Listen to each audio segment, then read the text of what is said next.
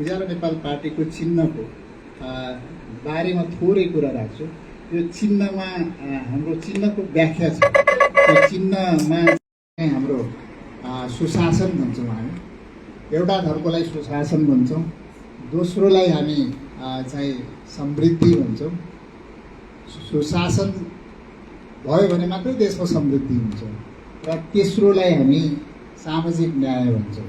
र समृद्ध देशमा समृद्ध भयो भने सामाजिक न्याय देशका हरेक नागरिकले सामाजिक न्याय प्राप्त गर्न सकिन्छ भन्ने हो।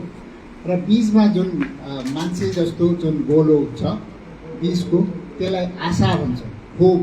होप क्रिएट गरेको छ त्यसले जब मान्छेमा आशा चाहिँ अन्त्य हुन्छ तब मान्छे डेड हुन्छ। मान्छे चाहिँ एकदमै लाइभै भए पनि आशा मर्यो भने मान्छे डेड हुन्छ। त्यो भएको हुनाले सधैँ आशा जगाइरहनुपर्छ, आशा हुनुपर्छ। यो देशमा केही न केही हुन्छ, हामी केही गर्छौँ भन्ने एउटा आशा हुनुपर्छ भनेर हामीले आशा, त्यसलाई बिचको लाइट छ त्यसलाई चाहिँ यो मान्छे जस्तो यो डल्लो जुन छ त्यसलाई चाहिँ हामी आशा भन्छौँ। र अर्को चाहिँ त्यसपछि लाइट आउँछ। लाइट भनेको यी सबै कुरा भएपछि शक्ति आउँछ। त्यो लाइट आउँछ। हरेक नेपालीको मनमा अनुहारमा उज्यालो ल्याउनुपर्छ भनेर यो बत्तीको उज्यालो मात्रै होइन कि यो हरेक चिजको हरेक क्षेत्रको उज्यालोको लागि हामीले बत्तीको परिकल्पना गरेका हौँ। यो देशलाई समृद्ध भएपछि यो देशले शक्ति पनि पाउँछ। यो सब पावरफुल कन्ट्री पनि हुन्छ। त्यो भएर रैलीहरू शक्तिको रूपमा चाहिँ हामीले त्यसलाई लाइटलाई लिएका छौँ। र त्यसमा त्यो लाइटको चाहिँ त्यो रेहरू छ, 9वटा छ त्यहाँ है। लाइटको 9वटा रे छ। त्यसको पनि अर्थ छ। 9वटा रे जुन छ हामीले 8वटा बनाउँदैनौँ, 5वटा पनि बनाउँदैनौँ, त्यहाँ 9वटै बनाउनुपर्छ। यसरी गएको छ त्यो जुन धर्कोहरू 9वटा धर्कोलाई। त्यसमा 9लाई हामीले धार्मिक रूपमा लिएका छौँ। त्यो 9 चाहिँ यो लक्की नम्बर भनेर लिएका छौँ। 9 एउटा लक्की नम्बर हो। 9लाई तपाईँले बुझ्नुभयो भने 9को चाहिँ यो 9 एका 9, 9 दुना 18, 9 त्यहाँ 27, 9 त्यहाँ 9 चौको 36 हुन्छ। 9 दुना 18मा के हुन्छ? 1 र 8 जोड्यो भने फेरि 9 हुन्छ है। 1 र 8 जोड्यो भने 18को 1 र 8 जोड्यो भने फेरि 9 नै हुन्छ। 9 त्यहाँ 27, 2 र 7 जोड्यो भने 9 नै हुन्छ है। 9 चौको 36, 3 र 6 जोड्यो भने 9 नै हुन्छ है। 9 9 81, 1 र 8 जोड्यो भने त्यो पनि 9 हुन्छ। त्यहाँदेखि त्यो 9 एउटा यस्तो लकी नम्बर हो। र हाम्रो इन्द्रियहरू पनि 9वटा छन्। हाम्रो आउटलेट देखिने आँखा जब तपाईँ गर्नुहोस् 9वटा इन्द्रियहरू छन् होइन, 9वटा छन्। र यसको चाहिँ धार्मिक रूपले यो चाहिँ सबै जात जाति धर्म सबैको एउटा चाहिँ एउटा हामी उज्यालो नेपाल पार्टी भनेको चाहिँ सबै धर्मलाई चाहिँ मान्ने र एउटा सबैलाई एउटा एकताबद्ध बनाएर जाने एउटा चाहिँ हामीले सिम्बोलको रूपमा लिएका छौँ।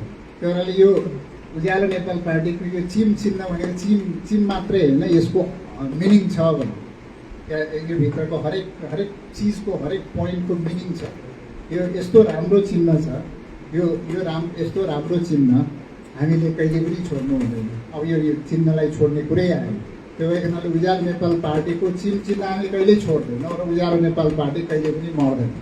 त्यो भएको हुनाले उज्यालो नेपाल पार्टी कतै चाहिँ जाने हो कि उज्यालो नेपाल पार्टी अब कसरी जान्छ भन्ने चिन्ता चाहिँ नगर्नु होला। उज्यालो नेपाल पार्टीको चिन्ह सधैँ बलिरहनुपर्छ र उज्यालो नेपाल पार्टीलाई सधैँ अगाडि बढाउँछौँ भन्ने हाम्रो प्रतिबद्धता हो। र हामीले सबै नै भन्ने गरेको छु, उज्यालो नेपाल पार्टी हारिसकेपछि सबैको चिन्ता चाहना एकदमै उभो। अब यो पार्टी कता जाने हो कि के हुने हो कि भन्ने कुराहरू चिन्ताहरू छन्। त्यो चिन्ता लिनु पर्दैन।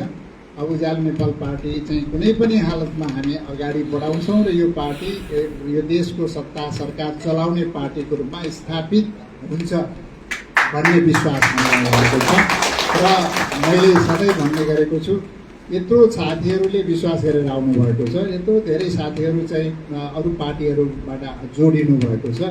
र यस्तो अवस्थामा उज्यालो नेपाल पार्टी कुनै ठाउँमा अस्तिकै जस्तो 12 दिनले हामीलाई एकदम ठुलो पाठ सिकाएको छ। त्यो राष्ट्रिय स्वतन्त्र पार्टीसँग हामीले जुन 12 दिनमा गएर मिसियौँ त्यो हाम्रो लागि ठुलो भुल भयो, ठुलो चाहिँ पाठ सिकाएको छ। र त्यो पाठसँगै अब यो पार्टी अब कुनै पार्टीसँग मिल्दैन, त्यो पनि तपाईँहरू ढुक्क भएर बस्नु होला। तर यो पार्टीसँग हाम्रो शर्तमा यो पार्टीसँग धेरै पार्टीहरू मिसिन आउन सक्छ। हामीले धेरै पार्टीहरूलाई चाहिँ छलफल पनि गरिरहेका छौँ र चाहिँ दुईवटा पार्टी त मिलिने पनि सकेका छ, धेरै साथीहरू जोडिन सक्छ। हामी एकता विरोधी होइनौँ, एकता गरेर जाने हो। तर उज्यालो नेपाल पार्टीमा धेरै साथीहरू आउन सक्छन्, पार्टी पनि मिल्न सक्छ। तर यो पार्टी चाहिँ कुनै पनि हालतमा हामी चाहिँ नि मर्न दिँदैनौँ, यो चिन्हलाई मर्न दिँदैनौँ। त्यो मैले भन्ने गरेको छु, म एक्लै भए पनि एक्लो भएसम्म यो चलाइरहन्छु। तपाईँहरू सक्दैन भने त्यो अर्को कुरा, एक्लै भएसम्म चलाइरहन्छु।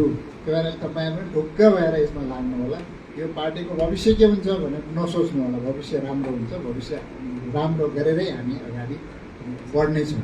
र जहाँसम्म यो पार्टीसँग अहिले अब राष्ट्रिय राजनीतिक हिसाबले अहिले राष्ट्रिय राजनीतिको परिदृश्य हेर्ने हो भने अब पुरानो पार्टीहरूभित्र धेरै द्वन्द्वहरू धेरै चर्किरहेको छ। कुनै पार्टी मर्जरमा गइरहेछन्, कुनै पार्टी चाहिँ टुक्रिन गइरहेछन्। धेरै पुरानो पार्टीहरूमा अहिले धेरै किसिमका अन्तर्द्वन्द्वहरू चलिरहेको छ।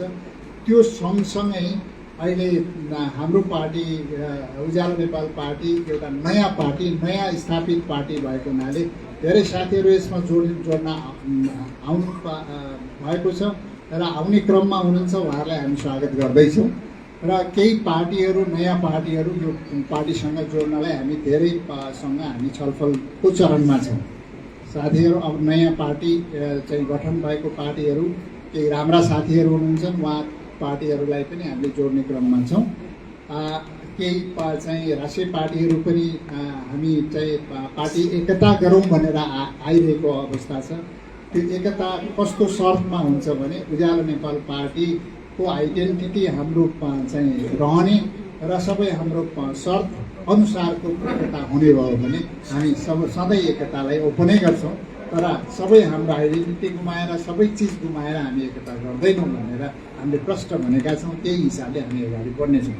र अब पार्टीगत रूपमा तपाईँहरूले जुन हिसाबले अब उज्यालो नेपाल पार्टीमा जोड्ने क्रम बढ्दो छ र यो पार्टीले अब स्थानीय निकायको चाहिँ चुनावमा हामी जति जित्न सक्छौँ त्यो जित्न सक्ने ठाउँहरूमा विशेष प्राथमिकता दिएर अगाडि बढ्नुपर्नेछ।